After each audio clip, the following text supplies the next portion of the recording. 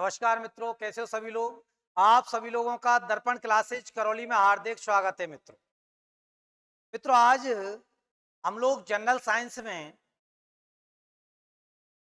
पाचन तंत्र को लेकर के, तंत्रों को लेकर के, मनुष्य के तंत्रों को लेकर के पढ़ने वाले हैं मित्रों। हम लोग की जो तंत्र हैं वो मनुष्य के शरीर में कितने तंत्र पाए जाते हैं या तंत्र है क्या व्यवस्था, उन चीजों को लेकर के हम लोग पढ़ने वाले हैं मित्रों। सबसे पहले हम लोग बात करते हैं मित्रों तंत्र की, कि जो तंत्र है, सिस्टम है, ये तंत्र है क्या, सिस्टम है या जो तंत्र है ये तंत्र है क्या। सबसे पहले हम लोग इसकी बात करते हैं। तो जो तंत्र है ये तंत्र क्या है, ये जो तंत्र है ये तंत्र है क्या आपके। तो देखो, सबसे पहले हम लोग बात करते हैं कि मनुष्य में कितने प्रकार के तंत्र पाए जाते हैं मित्रों। तो मनुष्य में कितने प्रकार के तंत्र पाए जाते हैं। तो यदि आपसे इस तरह का कभी क्वेश्चन पूछ लिया जाए कि मनुष्य का शरीर कितने प्रकार के तंत्रों से मिलकर बना हुआ होता है, तो मनुष्य के शरीर में तंत्रों की संख्या यदि आप लोगों से पूछी जाती है मित्रों, तो कितनी बतानी है आप लोगों को संख्या। बताइए भाई कमेंट्स करके कि कितने तंत्र पाए जाते हैं। तो मनुष्य का शरीर में कितने तंत्र पाए जाते हैं, तो आप लोग कह सकते हो मनुष्य के शरीर में अनंत तंत्र पाए जाते हैं। मनुष्य का शरीर अनंत तंत्रों से मिलकर बना हुआ रहता है। क्योंकि यदि देखें आप लोग, वैसे तो उद्योग विकास को लेकर एक अनसुलझी गाथा सी है। अब तक ये स्पष्ट नहीं हो पाता है कि पहले सजीव आए थे या पहले निर्जीव आए थे। बड़ी बात तो ये है कि पहले सजीव आए थे या पहले निर्जीव आए थे, ये स्पष्ट नहीं। लेकिन यदि इस तंत्रों को लेकर देखा जाए या स्थिति को लेकर देखा जाए, तो क्या हो सकता है आपके कि जो परमाणु हैं, हम लोग कह सकते हैं कि जो परमाणु हैं, इस परमाणु से अणु का गठन हुआ है। अणु आप कह सकते हो यौगिक। यौगिक दो प्रकार के रहते हैं आपके, कार्बनिक और अकार्बनिक। एक तो होते हैं कार्बनिक, तो ये कौन से होते हैं आपके, अकार्बनिक। कार्बनिक अकार्बनिक हैं आपके। अब ये जो कार्बनिक और अकार्बनिक, कार्बनिक हैं, कार्बनिक हैं और जो अकार्बनिक हैं, इनसे मिलकर के कोशिका, कोशिका कोशिका मिलकर के क्या बनाएंगी आपके, तक। ऊतक से क्या बन रहा है, विभिन्न प्रकार के ऊतक मिलकर के एक तंत्र बना देते हैं, जिसे कहा जाता है ऊतक तंत्र कहा जाता है। अब ऊतक तंत्र, ऊतकों से किसका निर्माण होगा, अंग का निर्माण होगा। तो इसलिए आप लोग कह सकते हो कि अंग तंत्र, अंग बन रहे हैं। और सभी अंग मिलकर के किसका निर्माण कर रहे हैं, तो सभी अंग मिलकर के क्या बना रहे हैं आपके, तो सभी अंग मिलकर के क्या कहला रहे हैं, अंग तंत्र कहला रहे हैं। अंग तंत्र कहला रहे हैं सभी अंग मिलकर के। और ये जो अंग हैं, सभी जो अंग हैं वो मिलकर के क्या कहला रहे हैं आपके, अंग तंत्र कहला रहे हैं। तो ये जो अंग तंत्र हैं, ये अंग तंत्र मिलकर के आपके शरीर का निर्माण कर रहे हैं। तो शरीर का क्या हो रहा है, आपका निर्माण हो रहा है। तो शरीर का क्या करते हैं, निर्माण करते हैं। अब सभी लोगों से मिलकर के क्या बनेगी, एक समुदाय डेवलप हो जाए। सभी लोग मिलकर के क्या कहलाएंगे, एक समुदाय कहलाएंगे। तो इस तरह से एक कम्युनिटी का निर्माण हो रहा है। आप कम्युनिटी बन रही है, उस कम्युनिटी का निर्माण इस प्रकार से हो रहा है कि आप कण से अणु बन रहा है, फिर यौगिक, कार्बनिक अकार्बनिक है, कोशिका बन रही है, ऊतक, ऊतक तंत्र, अंग, अंग तंत्र, शरीर, और एक समुदाय का डेवलपमेंट हो रहा है मित्र। एक समुदाय का डेवलपमेंट हो रहा है आपके मित्रों इसके दिन। अब जो अंग तंत्र हैं जो शरीर का निर्माण कर रहे हैं, तो इस आधार पर देखा जाए तो मानव शरीर में, यदि आपसे कहा जाए कि मानव शरीर में कुल कितने तंत्र पाए जाते हैं, तो आपके स्पष्ट सीधा सा आंसर हो जाएगा, मानव शरीर अनंत तंत्रों से मिलकर बना हुआ होता है मित्र। मानव शरीर अनंत तंत्रों से मिलकर के क्या होता है, बना हुआ रहता है। कौन? मानव शरीर। अब मानव शरीर अनंत तंत्रों से मिलकर बना हुआ है। किससे बना हुआ है? अनंत तंत्रों से मिलकर के क्या बना हुआ है? ये आपके मानव शरीर बना हुआ है आपके। अब इसमें से कुछ तंत्र हैं जिनका हम लोग अध्ययन करेंगे मित्रों, जिसमें से पहला तंत्र हम लोग स्टार्ट करते हैं, और वो कौन सा तंत्र है? आपके पाचन तंत्र। पहला तंत्र हम लोग स्टार्ट करने जा रहे हैं, कौन सा तंत्र? पाचन तंत्र स्टार्ट करने जा रहे हैं। बिल्कुल, कौन सा तंत्र स्टार्ट करने जा रहे हैं? पाचन तंत्र स्टार्ट करने जा रहे हैं हम लोग पहला। तो देखो, पहला तंत्र हम लोग कौन सा स्टार्ट कर रहे हैं? पाचन तंत्र। अब इस पाचन तंत्र की यदि बात की जाए कि जो पाचन तंत्र है, पाचन तंत्र, चलो हम लोग बात करते हैं इस पाचन तंत्र पर कि जो पाचन तंत्र है, ये पाचन तंत्र किससे बना हुआ है? मतलब पाचन तंत्र में कौन सी चीजें होंगी? डाइजेशन सिस्टम है, जो पाचन तंत्र है, डाइजेशन सिस्टम है। इस डाइजेशन सिस्टम में पाचन तंत्र में कौन सी चीजें होंगी, या किससे मिलकर बनता है पाचन तंत्र? तो आप लोग कह सकते हो कि पाचन तंत्र, पाचन तंत्र में एक तो क्या होगी आपके आहार नाल प्लस पाचक ग्रंथियां, पाचक ग्रंथियां। तो आनाल और क्या हो गई आपकी पाचक ग्रंथियां। अब ये आनाल और पाचक ग्रंथियां, एक तो क्या हो गई आपके हारनाल और एक क्या हो गई आपके पाचक ग्रंथियां। और जो हारनाल और पाचक ग्रंथियां मिलकर के क्या कहला रही हैं? तो आप लोग कह सकते हो कि मिलकर के क्या कहला रही हैं? पाचन तंत्र कहलाती है। तो हारनाल और पाचक ग्रंथियां मिलकर के क्या कहला रही हैं? तो आंसर क्या हो जाएगा? पाचन तंत्र कहलाती हारनाल और पाचक ग्रंथियां। यदि आहार नाल के बारे में आप लोग देखो, तो जो आहार नाल है, ये आहार नाल की लंबाई लगभग कितनी होती है? तो आहार नाल की जो लंबाई है, इस आहार नाल की लंबाई को आप लोग देखोगे तो लंबाई लगभग 32 फीट के करीब होती है। लगभग कितनी होती है? 32 फीट के करीब होती है, क्योंकि एक मनुष्य नहीं होता है पूरा 32 फीट का, देख लीजिए आप।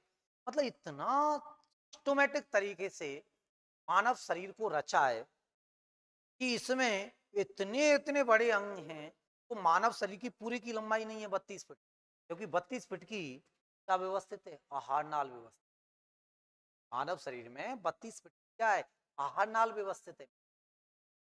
32 फीट लंबाई पाई जाती है आहार नाल की। ये जो आहार नाल है, यदि क्वेश्चन इस तरह से पूछा जाए, क्वेश्चन इस तरह से भी पूछा जा सकता है आप लोगों से, और वो किस तरह से क्वेश्चन निकल सकता है कि लगभग 32 फीट लंबाई पाई जाती है, लगभग कितना बन गया आपके? 6 से 7 मीटर के एयरफेयर बन गया। ऐसे 7 मीटर की एवरेज बन गई लगभग, कि मीटर में दे रखा हो तो लगभग 6 से 7 मीटर के करीब लंबाई पाई जाती है। लेकिन ये जीवित अवस्था में, जीवित अवस्था में जैसे ही व्यक्ति की मृत्यु होगी, तो व्यक्ति की मृत्यु के समय आहार नाल की लंबाई बढ़ जाती है। व्यक्ति की मृत्यु के समय, व्यक्ति की मृत्यु के समय, मृत्यु के समय आहार नाल की लंबाई, आहार नाल की लंबाई बढ़ जाती है। क्या बात! मृत्यु के समय आहार नाल की लंबाई बढ़ जाती है, और लगभग ये कितनी हो जाती है? तो ये लगभग 7 से 8 मीटर तक पहुंच जाती है, फैल जाती है, शिथिलता आ जाती है आहार नाल के। क्या आ जाती है? आहार नाल के अंगों में शिथिलता आ जाती है आपके। तो मृत्यु के बाद में बॉडी फूल जाती है। तो ऐसा कहा जाता है ना कि जीवित से ज्यादा मुर्दा में वजन हो जाता है। वो यही रीजन है कि अंग क्या हो जाते हैं? शिथिल हो जाते हैं। तो शिथिल हो गए आपके, आनाल की लंबाई बढ़ गई आपकी। तो यदि आपसे कहा जाए कि मृत्यु के पश्चात आहार नाल की लंबाई पर क्या प्रभाव पड़ता है, तो मृत्यु के पश्चात आहार नाल की लंबाई क्या होती है मित्रों? बढ़ जाती है। तो आहार नाल की लंबाई बढ़ जाएगी किसके बाद? मृत्यु के बाद। सामान्यतः आहार नाल की लंबाई लगभग कितनी है? तो आंसर क्या हो जाएगा आपके? 32 फुट। आहार नाल की लंबाई कितनी? 32 फुट। लेकिन मृत्यु के बाद बढ़ गई, और मृत्यु के बाद लगभग लगभग कितनी हो गई? 7 से 8 मीटर हो गई। सामान्यतः 6 से 7 मीटर थी, लेकिन 7 से 8 मीटर हो गई मृत्यु के पश्चात। किसकी लंबाई? आहार नाल की लंबाई मित्रों। तो आहार नाल की लंबाई बढ़ गई मृत्यु के पश्चात। यदि आप लोग बात करो कि जो आहार नाल है, इस आहार नाल का, जो आपके आहार नाल है, इस आहार नाल का, आहार नाल, इस आहार नाल के जो अंग है, उसमें यदि आपसे पूछा जाए कि आहार नाल का प्रथम अंग कौन सा है और अंतिम कौन सा है, अंतिम भाग या अंतिम छोर आहार नाल का, और प्रथम छोर, प्रथम अंग कौन सा है आहार नाल का? तो आहार नाल का प्रथम अंग क्या कहलाता है? मुख गुहा। क्या कहलाएगा आपके? मुख गुहा कहलाता है प्रथम है जो। तो आहार का प्रथम तो क्या कहलाता है मित्रों? मुख गुहा कहलाता है। आहार का प्रथम भाग यदि आपसे पूछा जाए क्या कहलाएगा, तो आंसर क्या हो जाएगा? मुख गुहा कहलाता है प्रथम तो आपकी। लेकिन यदि आप लोगों से पूछा जाए कि आहार का अंतिम भाग कौन सा है, तो आहार का अंतिम भाग है मित्रों कौन सा? गुदा द्वार। आहार का अंतिम कौन सा? गुदा द्वार। और पहला कौन सा है आपकी? मुख गुहा है। तो पहला मुख गुहा है और अंतिम कौन सा है आपकी? गुदा द्वार है। तो अंतिम गुदा द्वार हो गया, पहला क्या हो गया? मुख गुहा हो गया। तो पहला तो कौन सा है? मुख गुहा। अंतिम कौन सा है? गुदा द्वार है आपके आहार नाल का। आहार नाल है जो आपके, इस आहार नाल में कौन कौन से अंग पाए जाते हैं? तो देखो आहार नाल की यदि बात की जाए आपकी, तो जो आहार नाल है, इस आहार नाल में कौन कौन से अंग पाए जाएंगे मित्रों? तो इस आहार नाल में कौन कौन से हैं? तो इस आहार नाल में एक तो आप लोग पढ़ोगे आहार नाल के कौन कौन से भाग हैं। तो आहार नाल में कौन कौन से भाग हैं? तो आहार नाल के एक भागों में आप लोग पढ़ोगे कि आहार नाल में कौन कौन से भाग हैं। आहार नाल में कौन कौन से भाग हैं मित्रों?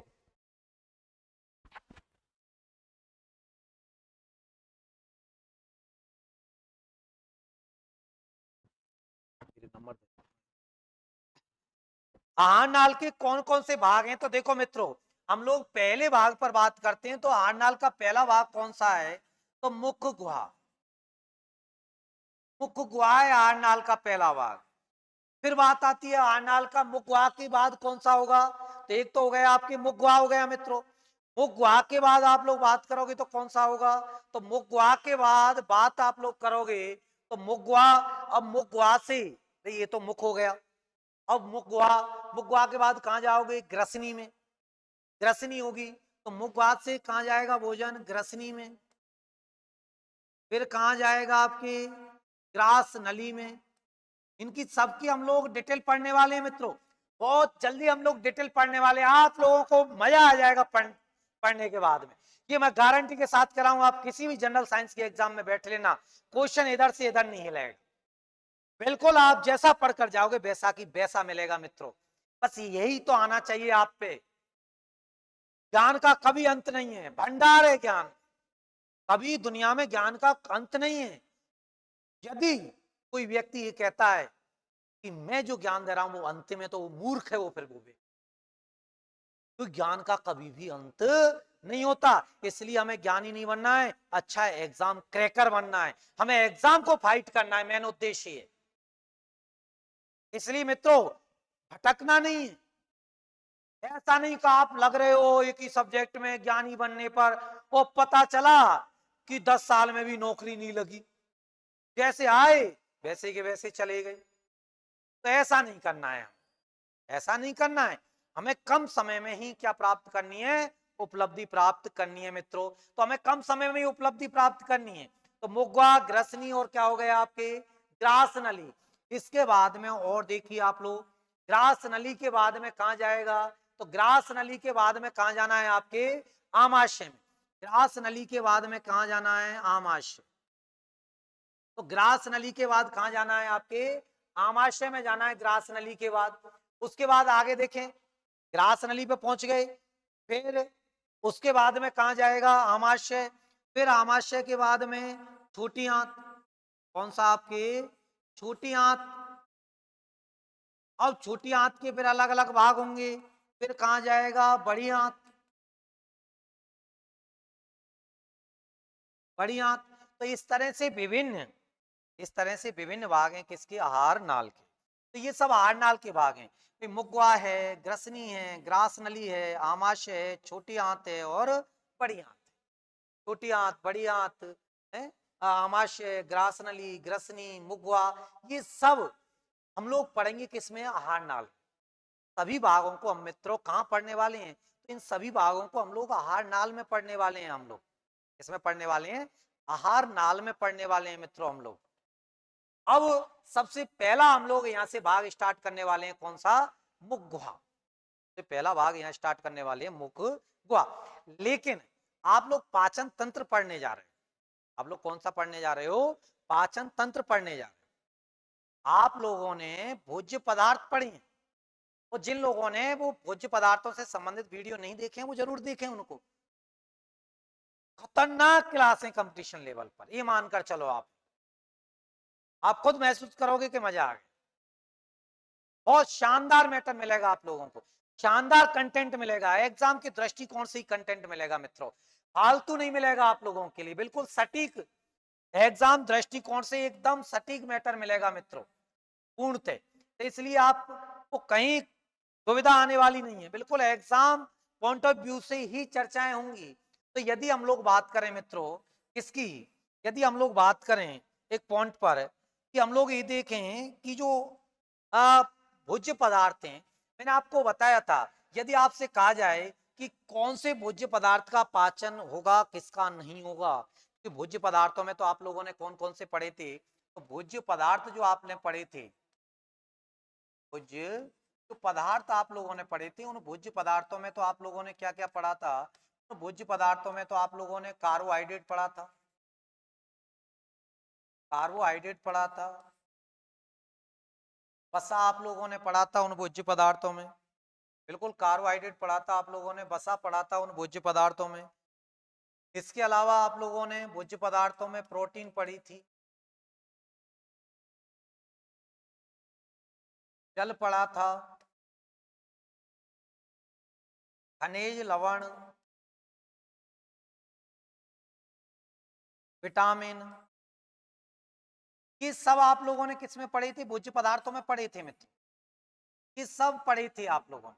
कार्बोहाइड्रेट, वसा, प्रोटीन, जल, खनिज लवण, विटामिन, ये भोज्य पदार्थ होते हैं।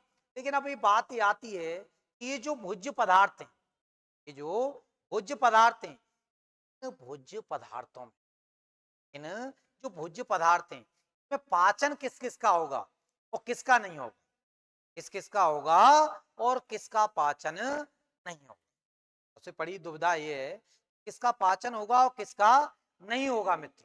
तो हम लोग देखते हैं, देखो किसका पाचन होगा और किसका नहीं होगा, किसका पाचन होगा और किसका नहीं होगा, ये देखना है हम लोगों को सबसे पहले इन भोज्य पदार्थों में। तो देखो इन भोज्य पदार्थों में यदि देखा जाए, यदि आपसे कहा जाए, जैसे आप लोग देखते हो कि जो जल है, जल है, इसके अलावा खनिज लवण है, जल है, खनिज लवण है, तो जल, खनिज लवण और विटामिन, जल, खनिज लवण और विटामिन, यदि इनके बारे में आप लोग देखो, तो जल, खनिज लवण और जो विटामिन है, तीनों का आपको ध्यान रखना है। एक तो जल का ध्यान रखना है, एक विटामिन का रखना है, एक किसका रखना है, खनिज लवण। यदि आपसे पूछा जाए कि जल, विटामिन और खनिज लवण ये जो हैं, इनका क्या नहीं होता है, तो ये भोज्य पदार्थ हैं, इनका क्या नहीं होता है, पाचन नहीं होता है, इनका पाचन नहीं होता है, इनका पाचन नहीं होता है, इनका क्या नहीं होता है, पाचन नहीं होता है। देखो जल का पाचन नहीं होगा, खनिज लवण का पाचन नहीं होगा और किसका नहीं होगा, विटामिन का पाचन नहीं होगा। तो जल का नहीं होगा, खनिज लवण का नहीं होगा और किसका नहीं होगा, विटामिन का पाचन नहीं होता है। तो यदि आपसे पूछा जाए कि पाचन किसका नहीं होता, कौन से भोज्य पदार्थ का नहीं होता, तो भोज्य पदार्थ जिसका पाचन नहीं होता वो कौन कौन से हैं, जल है, खनिज लवण है और विटामिन, इनका पाचन नहीं होता है, इनका पाचन नहीं होता है। जल का पाचन नहीं होता है, खनिज लवण का पाचन नहीं होता है और किसका नहीं होता है, विटामिन का पाचन नहीं होता है। अब बात आती है कि इनका क्यों नहीं होता है, बहुत ज्यादा छोटे कण होते हैं। इनके जो जल है, खनिज लवण है और विटामिन है, इनकी कणों का आकार अत्यधिक छोटा होता है। इनकी कणों का आकार, इनके कणों का आकार या अणुओं का आकार, इनके कणों का आकार आकार अत्यधिक छोटा होता है, अत्यधिक छोटा होता है। इसलिए इनका सीधा अवशोषण हो जाता है, डायरेक्ट अवशोषण हो जाता है। इसलिए इसलिए इनका इसलिए इनका सीधा अवशोषण हो जाता है। इसलिए इनका सीधा क्या हो जाएगा, अवशोषण हो जाएगा। तो आपसे कहेगा उपरोक्त में से किसका क्या नहीं होता है, पाचन नहीं होता है। तो कौन कौन से कणों का पाचन नहीं होगा या पाचन की जरूरत नहीं है, तो कौन कौन से नहीं है, जल है, खनिज लवण है, विटामिन है, इसका पाचन नहीं होता है। को डायरेक्ट ही या सीधा ही क्या कर लिया जाता है, अवशोषित कर लिया जाता है। तो इनका सीधा ही क्या हो जाता है, आपके अवशोषण हो जाएगा, इन भोज्य पदार्थों का सीधा अवशोषण हो जाएगा। तो फिर पाचन होगा किनका, तो पाचन किन किन भोज्य पदार्थों का हो रहा है। तो आप लोग देखते हो कि जो कार्बोहाइड्रेट है, ये जो कार्बोहाइड्रेट है, इनका वसा का, प्रोटीन का, इनका क्या होता है, पाचन होता है। इनका पाचन होता है, इनका पाचन होता है आंडाल के अलग अलग भागों में। का पाचन होता है आंडाल के अलग अलग भागों में, इनका पाचन होता है कार्बोहाइड्रेट, वसा और प्रोटीन का। लेकिन इसका पाचन नहीं होता, बड़ा इंपॉर्टेंट है, ध्यान रखना, आपसे छटवा सकता है कि किसका पाचन नहीं होता है। तो जल, खनिज लवण और विटामिनों का पाचन नहीं होता है। इनका सीधा अवशोषण हो जाता है, क्योंकि ये कण क्या होते हैं, छोटे कण होते हैं। इसलिए इनका सीधा क्या कर लिया जाता है, अवशोषण कर लिया जाता है मित्रों। तो ये भोज्य पदार्थों को लेकर स्थिति है। यदि पाचन में से यदि आप लोगों से ऐसे छठवाले क्वेश्चन को, किसका पाचन होगा और किसका पाचन नहीं होगा, तो आप आसानी से शायद बता पाओगे, अब क्वेश्चन को बता पाओगे आप लोग। अब आगे देखें आप लोग कि इस गुहा को हम लोग स्टार्ट करने से पहले ये देखा है कि पाचन की कंडीशन। अब कार्बोहाइड्रेट का पाचन हो रहा है, वसा का हो रहा है, प्रोटीन का पाचन हो रहा है, इनका पाचन हो रहा है। जल, खनिज लवण, विटामिन का पाचन नहीं होता है, क्योंकि इनके कणों का आकार अत्यधिक छोटा होता है। इसलिए इनका सीधा क्या हो जाता है, अवशोषण कर लिया जाता है, एब्जॉर्ब कर लिया जाता है। इनको सीधा की सीधा क्या कर लिया जाता है, अवशोषण कर लिया जाता है। इनका का पाचन होने की आवश्यकता नहीं है, जरूरी नहीं है कि पाचन हो आपके। अब उसके बाद में आप लोग देखोगे कि जो मुख गुहा है, यदि हम लोग किसकी बात करें, यदि हम लोग बात करें किसकी, मुख गुहा की, मुख गुहा। तो देखो साथियों, जो मुख गुहा है मित्रों, इस मुख गुहा में से यदि हम लोग देखें तो एक मुख किसे कहते हैं, एक तो बात ही है, मुख किसे कहा जाता है, मुख किसे कहा जाता है। तो जो दो होठों से घिरी हुई आकृति है ये वाली, ये दो होठों से घिरी हुई आकृति क्या कहलाती है मित्रों, मुख। ये दो होठों से घिरी हुई आकृति है, ये दो होठों से घिरी हुई आकृति किस नाम से जानी जाएगी, तो दो होठों से घिरी हुई इस आकृति को क्या कहा जाता है, मुख कहा जाता है। एक तो सीधी बात ये आ गई कि मुख किसे कहते हैं, तो दो ओष्ठों से, दो ओष्ठों से घिरी आकृति को,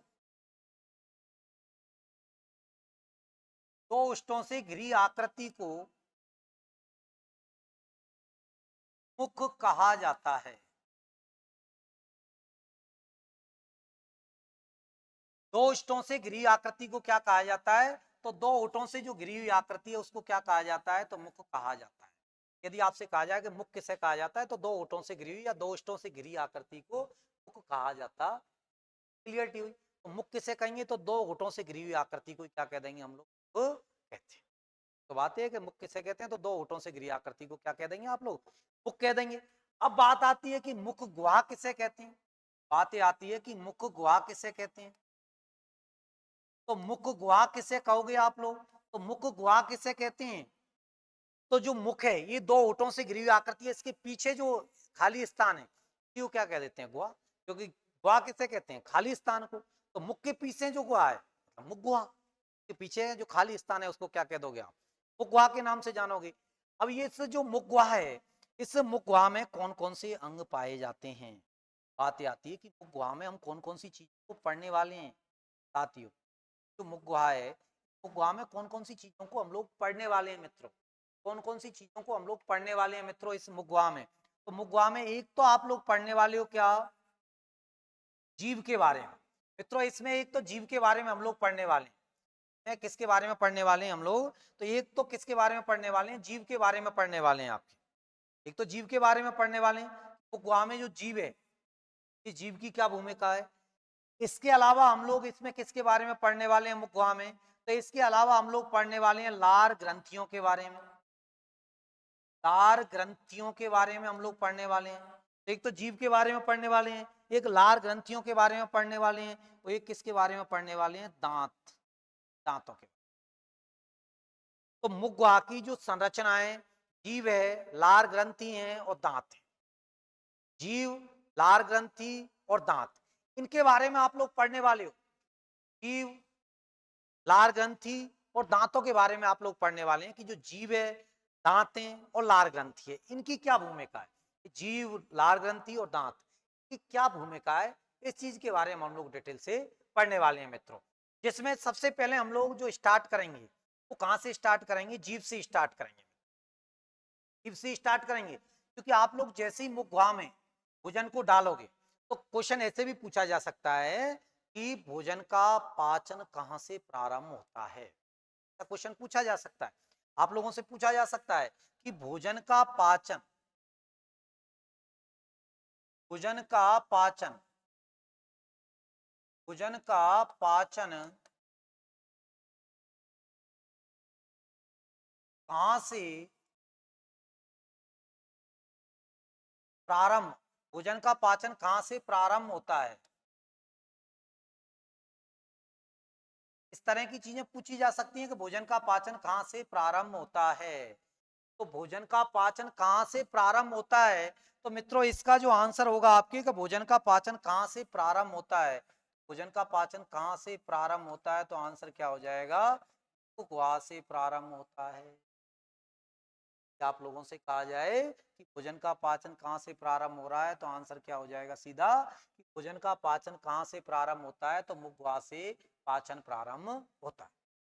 क्लियरिटी हुई आपकी कि यदि आपसे कभी पूछा जाए कि भोजन का पाचन कहां से प्रारंभ हो रहा है, तो सीधा आंसर टिक करना है आपको, कहां से प्रारंभ हो रहा है, मुख गुहा से प्रारंभ हो रहा है भोजन का पाचन। भोजन का जो पाचन स्टार्ट हो रहा है कहां से स्टार्ट हो रहा है, तो मुख गुहा से भोजन का पाचन प्रारंभ हो रहा है।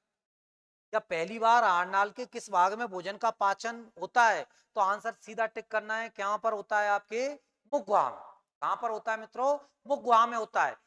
यदि आप लोगों से पूछा जाए कि जो पाचन है उस पाचन की पहली प्रक्रिया, पहला चरण, यदि आपसे कहा जाए पाचन का प्रथम चरण, पाचन का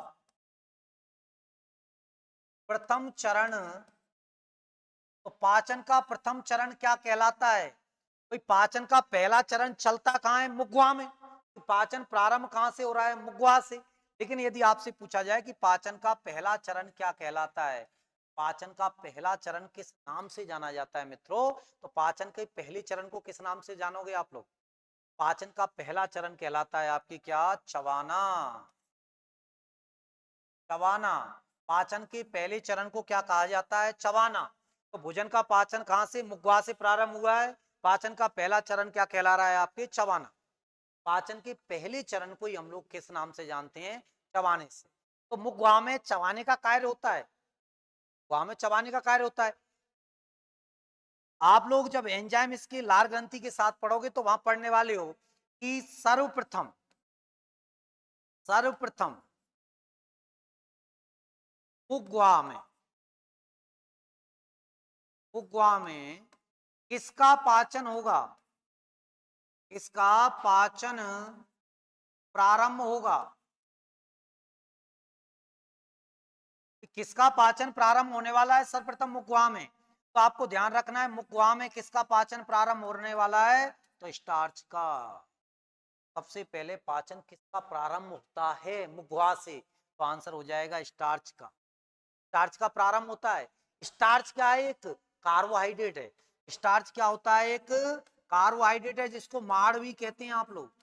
इस स्टार्च को क्या कहते हैं, माड़ भी कहते हैं। ये क्या है, एक कार्बोहाइड्रेट है। सबसे पहले जो मुखवा, सबसे पहले जो पाचन स्टार्ट होता है वो मुखवा से होता है। पहला चरण चबाना कहलाएगा। और सबसे पहले किस भोज्य पदार्थ का पाचन स्टार्ट होगा, तो आंसर क्या हो जाएगा, स्टार्च का। सबसे पहले किसका पाचन प्रारंभ होता है, तो किसका पाचन प्रारंभ होगा, तो आंसर क्या हो जाएगा आपके, सबसे पहले किसका पाचन प्रारंभ होगा, स्टार्च का पाचन प्रारंभ होगा। तो स्टार्च क्या है, एक कार्बोहाइड्रेट है। स्टार्च एक कार्बोहाइड्रेट है, तो सबसे पहले पाचन किसका, स्टार्च का होगा। लेकिन यदि आपसे पूछा जाए, आपको कार्बोहाइड्रेट में बताया था कि यदि आपसे पूछ लिया जाए कि सबसे पहले ऊर्जा कौन देगा, भाई सबसे पहले सर्वप्रथम मुखवा में पाचन होता है, तो मुखवा में किसका पाचन प्रारंभ होगा, तो स्टार्च का। लेकिन यदि आपसे कह दिया जाए कि सबसे पहले ऊर्जा देने वाला भोज्य पदार्थ, सबसे पहले, सबसे पहले ऊर्जा देने वाला भोज्य पदार्थ, तो सबसे पहले ऊर्जा कौन सा भोज्य पदार्थ देगा। यदि ऐसे पूछ ले आपसे कि सबसे पहले ऊर्जा किस भोज्य पदार्थ से प्राप्त होगी मित्रों, तो सबसे पहले ऊर्जा देने वाला भोज्य पदार्थ कौन सा होगा, कार्बोहाइड्रेट। तो कार्बोहाइड्रेट में भी कौन सा होगा, ग्लूकोज। कौन सा होगा, ग्लूकोज होगा। सबसे पहले ऊर्जा ग्लूकोज देगा। लेकिन सबसे पहले पाचन किसका प्रारंभ हुआ है, तो आंसर हो जाएगा स्टार्च का। सबसे पहले पाचन किसका प्रारंभ हुआ है, तो आंसर क्या हो जाएगा, स्टार्च का। लेकिन सबसे पहले ऊर्जा देगा कौन, तो ग्लूकोज देगा मित्र। सबसे पहले ऊर्जा देगा कौन, तो ग्लूकोज देगा। पाचन का पहला चरण क्या कहलाएगा, चबाना। पाचन कहां से प्रारंभ हुआ है, तो कहां से प्रारंभ हुआ है मित्रों, मुख गुहा से प्रारंभ हुआ है। कहां से प्रारंभ हुआ है, मुख गुहा से प्रारंभ हुआ है क्या, पाचन। पाचन कहां से स्टार्ट हुआ है, मुख गुहा से स्टार्ट हुआ है आपके क्या, पाचन। अब उसके बाद में बात आती है मित्रों कि जो मुखवा है, इस मुखवा में हमने देखा जीव। क्या देखी आपने, जीव। कि मुखवा में क्या है, जीव है। जीव क्या है, एक मांसल भाग है। जीव क्या है, एक मांसल भाग है। जीव एक मांसल भाग है, हड्डी रहित है। जीव हड्डी विहीन संरचना है, अस्थि विहीन है। अस्थि नहीं पाई जाएगी जीव में, तो जीव मांसल भाग है, अस्थि विहीन संरचना है।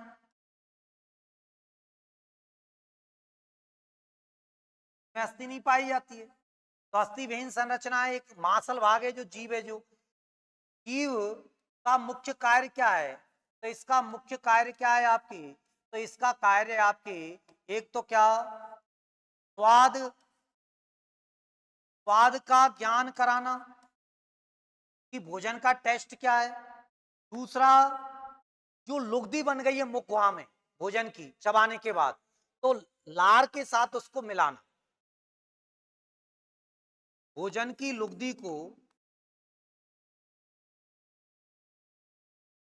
लुगदी को लार के साथ मिलाना। या भोजन को बार बार पलटा जाता है जीभ के सहयोग से, जिससे दांतों से बार बार पीसा काटा जाता है, और धीरे धीरे वो किस में मिल जाता है, लार में मिल जाता है। आपकी एक लुगदी बन जाती है, जिसको आप लोग पढ़ोगे बोलस बोलते हैं उस लोग है। तो ये कार्य है आपके। अब जीव का मेन स्वाद का ज्ञान कराना है। जीव का काम क्या है, स्वाद का ज्ञान कराना। तो यदि आप लोग देखोगे कि जो जीव है, कि जीव क्या काम कर रही है, स्वाद का ज्ञान करा रही है।